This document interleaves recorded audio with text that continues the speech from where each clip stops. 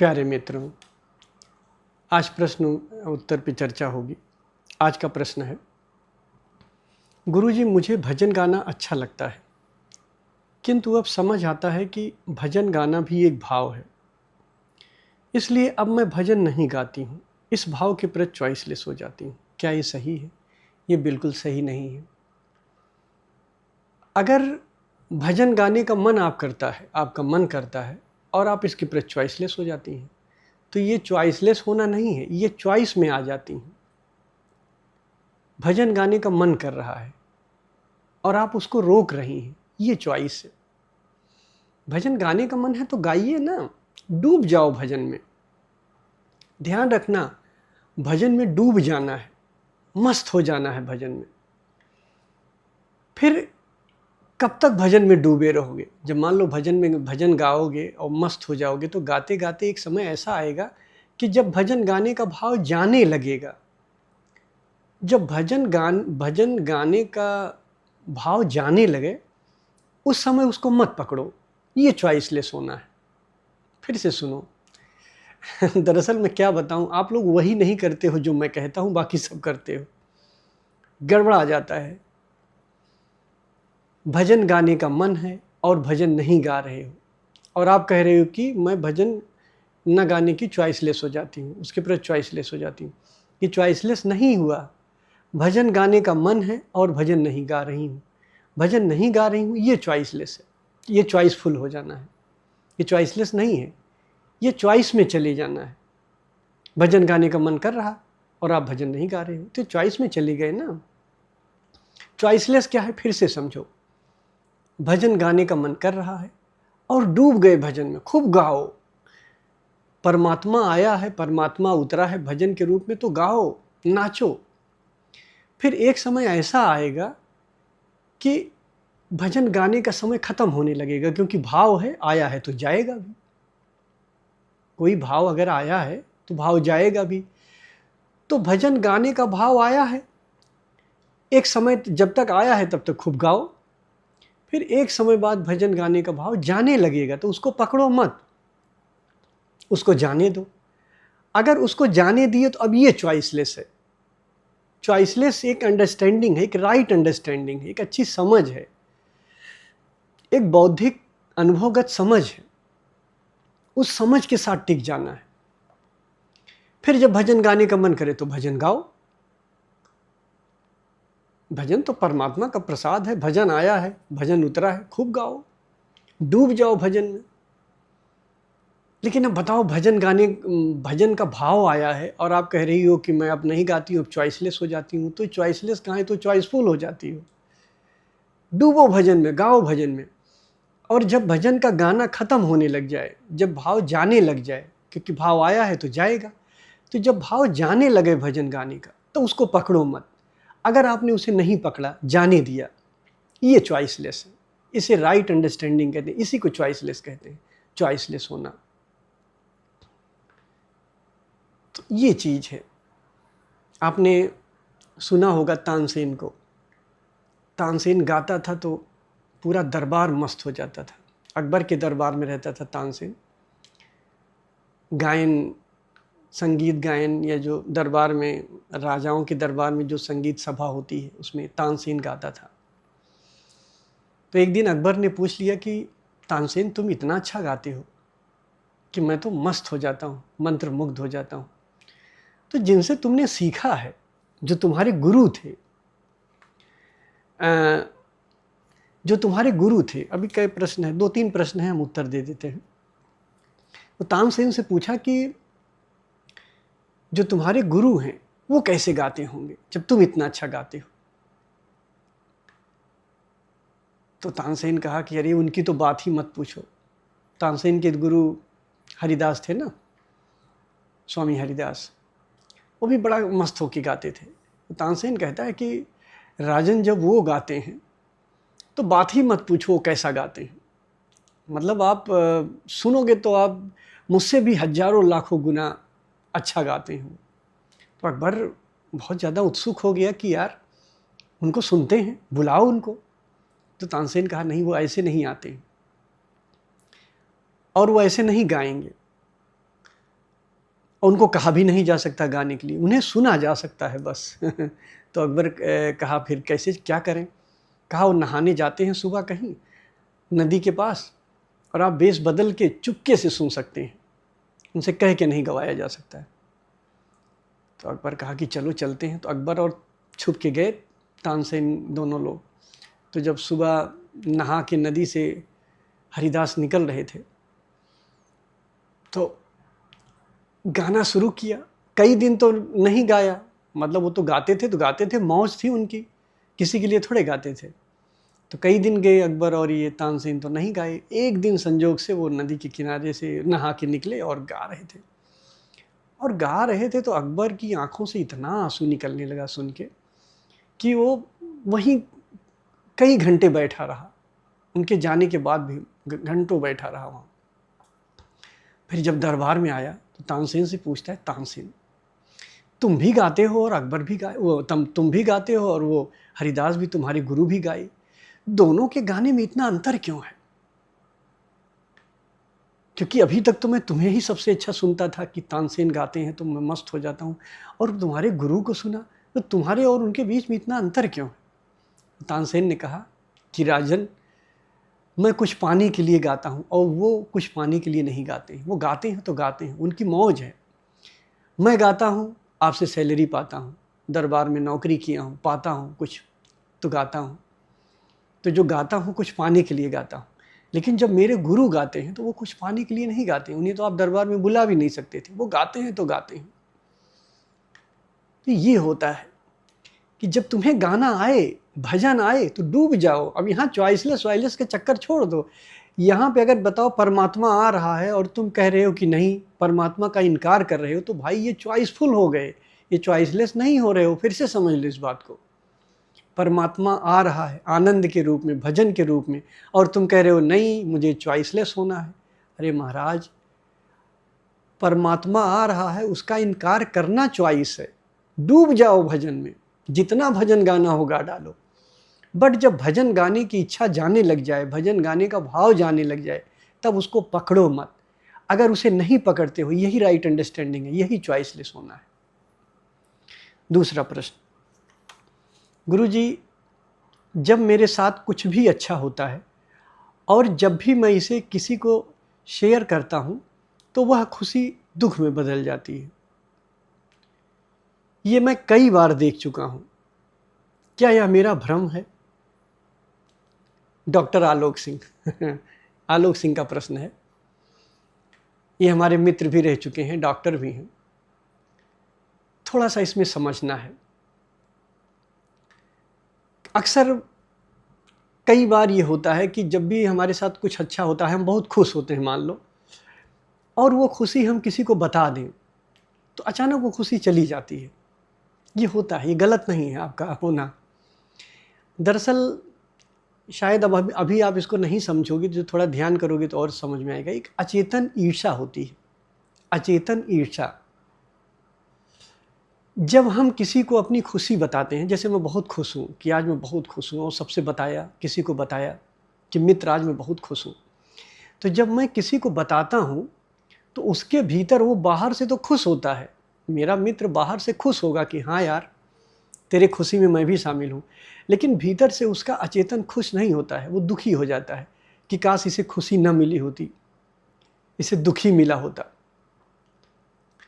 ये बहुत गहरी सोच है, अगर आप इसको बहुत ध्यान से देखोगे तो कभी कभी होता है। तो एक अचेतन ईर्ष्या होती है कि हम अपनी खुशी को किसी को बताए तो, लेकिन जिसको बताए वो बाहर से तो खुश है, उसकी गलती नहीं बेचारा, वो कॉन्शियस रूप में खुश है, लेकिन उसका अचेतन जलन में चला गया। कहाँ से इतना ये खुश हो गया, कहाँ से इसकी समाधि लग गई, कहाँ से इसके चक्र जग गए, काश न जगा होता, है ना। वो एक कहावत नहीं है कि दोस्त अगर पास होता है तो खुशी होती है, लेकिन अगर टॉप कर जाता है तो दुख हो जाता है ना। तो कुछ वैसा ही होता है कि हम अपनी खुशी जब किसी को बताते हैं कि हमारा ये चक्र जगा है, ये हम आज बहुत खुश हैं, तो अगला मेरे साथ जो मेरा मित्र है उसका कॉन्शियस तो खुश होता है, चेतन तो खुश होता है, लेकिन अचेतन जलन में चला जाता है। अचेतन कहता है कि यार कहाँ से इसका हो गया, ना होता तो अच्छा था। और अचेतन का संकल्प बहुत बड़ा संकल्प होता है। तो वो उसके संकल्प के कारण हमारा जो सुख है वो दुख में बदल जाता है, हमारी खुशी है वो विषाद में चली जाती है। क्योंकि एक तरीके की ये टेलीपैथिक प्रयोग हो जाता है कि हम अगर 1000 लोग आदमी किसी के बारे में गलत सोचने लगे, गलत विचार उसके संप्रेषित करने लगते हैं, तो फिर उसका प्रभाव उसके ऊपर पड़ने लगता है। तो इसको इसी कारण से आपकी खुशी चली जाती है। इसको ये अचेतन ईर्ष्या कहते हैं, या हमारे कभी कभी आपने पुराने लोगों को कहते हुए सुना होगा कि नज़र लग गई। नज़र का लगना यही है कि अपनी खुशी किसी को मैंने बताया और नज़र लग गई, अचानक वो सब दुख में बदल गया। दुख में मेरे कारण नहीं बदला, जिसको मैंने बताया उसका अचेतन ईर्ष्या से भर गया और मेरे खिलाफ गलत सलत, मतलब जो मैं उसको बता रहा हूँ वो उसका अचेतन उसके अपोजिट सोच रहा है, इसलिए मेरी खुशी दुख में बदल जाती है। क्योंकि अचेतन मन बहुत बड़ा होता है और वो जो संकल्प करता है वो पूरा होने लग जाता है। इसी का नज़र का लगना कहते हैं कि नज़र लग गई तो नज़र उतार लो, है ना। अगला प्रश्न है, इसलिए कभी कभी अगर बहुत खुश हो तो मत बताओ। अगर आपके साथ ऐसा होता है कि आप खुश हो जाते हो और किसी को बता देते हो, अचानक खुशी चली जाती है, अगर ऐसा हो चुका है तो मत बताओ, उसको रखे रहो अपने पास, है ना, ताकि नज़र न लगे आपको, अचेतन ईर्ष्या आपको प्रभावित न करे। अगला प्रश्न है, गुरुदेव आप मुझे बता दें कि मैं अपनी क्या लिखा है आपने, गुरुदेव आप मुझे बता दें कि मैं अपनी ऊर्जा कहाँ कहाँ बर्बाद कर रहा हूँ जिससे बर्बाद न करूँ। कहाँ यार ऊर्जा बर्बाद करने के चक्कर में पड़े हो, कहाँ ऊर्जा बर्बाद होती है। इस अस्तित्व के बाहर तो कुछ है ही नहीं है, अस्तित्व ही अस्तित्व है। सोचो, अगर पूरे ब्रह्मांड में आपकी ऊर्जा है, आप परमात्मा हो और अस्तित्व के अलावा कुछ है ही नहीं है, ब्रह्मांड के अलावा कुछ है ही नहीं है, ऊर्जा का सागर है, तो ऊर्जा बर्बाद कहाँ होगी, जाएगी कहाँ ऊर्जा। कौन से बेवकूफ़ी वाले चक्करों में पड़े हो, ऊर्जा बर्बाद कर रहा हूँ, ये कर रहा हूँ, सब छोड़ो ये सब चक्कर में। जो शुभ है जैसा है होने दो, कोई बर्बाद नहीं कर रहे हो, बस सजग हो जाओ। इसको भी लेके एक अपराध बोध बैठ जाते हो, कहाँ ऊर्जा बर्बाद कर रहा हूँ, कहाँ नहीं कर रहा हूँ, इन सब चक्करों में काहे पड़े हो। जाएगी कहाँ ऊर्जा, तुमसे अलग तो कुछ है ही नहीं है, तो उसको भेजोगे कहाँ बर्बाद करने के लिए। तो अपने में ही तो ऊर्जा रहेगी, फिर आ जाएगी ऊर्जा, है ना। सागर कहे कि गुरुजी मुझे ऐसा करो कि मेरा पानी न बर्बाद हो, तो कहाँ सागर बर्बाद कहाँ करेगा, है ना। लहर परेशान हो जाए तो लहर ही सागर है, पानी भरा हुआ है, चारों तरफ ऊर्जा ही ऊर्जा है। तुमसे हट के कोई दुनिया ही नहीं है, तुमसे हट के कोई संसार ही नहीं है, तो ऊर्जा ले जाओगे कहाँ से, तुम कहाँ ले जाओगे ऊर्जा, है ना। इसलिए इन सब चक्करों में ना पढ़ो, छोटे छोटे अपराध बोध में मत पढ़ो। ऊर्जा बर्बाद होना भी अच्छा है, अगर आप एक्टिव मेडिटेशन में हो तो बर्बाद होना बहुत ज़रूरी है, नहीं तो ऊर्जा को करोगे क्या, ऊर्जा तुम्हें परेशान कर देगी। बेवजह अगर तुम्हारे पास ऊर्जा है तो वो कहीं कहीं डिस्ट्रैक्शन में जाएगी। अगर ऊर्जा तुम्हारे पास है और सही दिशा में है, कंस्ट्रक्शन में है, तो ऊर्जा तुम्हें आबाद करती है। अगर तुम्हारे पास ऊर्जा बहुत ज़्यादा हो गई है, बचा के क्या कर लोगे, बहुत ऊर्जा बचा लिए, तुम्हारा डिस्ट्रैक्शन करेगी, ऊर्जा तुम्हें बर्बाद कर देगी, है ना। तो ऊर्जा को बचाओ मत, जितना ज़रूरत है उतना बच जाएगी। इसीलिए तो एक्टिव फेज में ऊर्जा खर्च करते हैं, पैसिव फेज में हम बचाते हैं उसको। अगला प्रश्न है, गुरुजी हम संभावना देख लेते हैं फिर भी हम विचार भाव में क्यों फेंक दिए जाते हैं।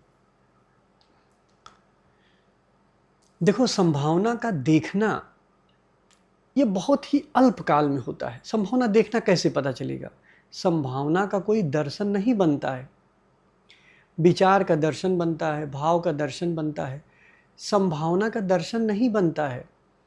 तो आप ये न सोचो कि जब मैं संभावना को देखूंगा तो किसी दर्शन के रूप में दिखाई देगा।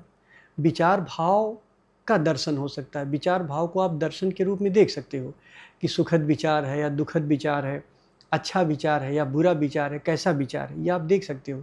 संभावना के रूप में कहाँ देख सकते हो। संभावना में तो बस कुछ कुछ होता है, कुछ होने वाला होता है, और वो इतनी फ्रैक्शंस ऑफ सेकंड होता है कि अगर वहाँ चूक गए, वहाँ होश नहीं रही, तो आगे निकल जाओगे।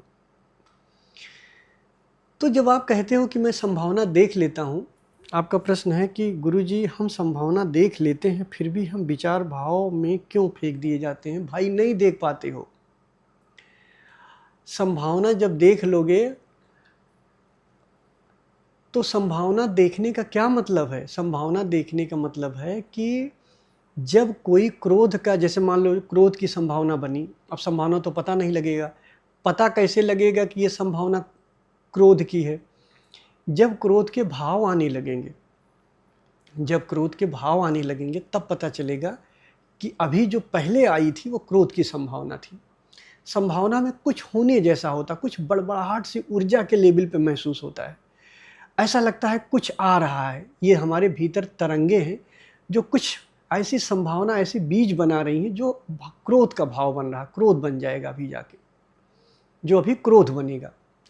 तो जब ऐसा भाव आता है, क्रोध बन जाएगा, है ना, तो वो संभावना के लेवल पे नहीं पता चलता, भाव के लेवल पे पता चलता है।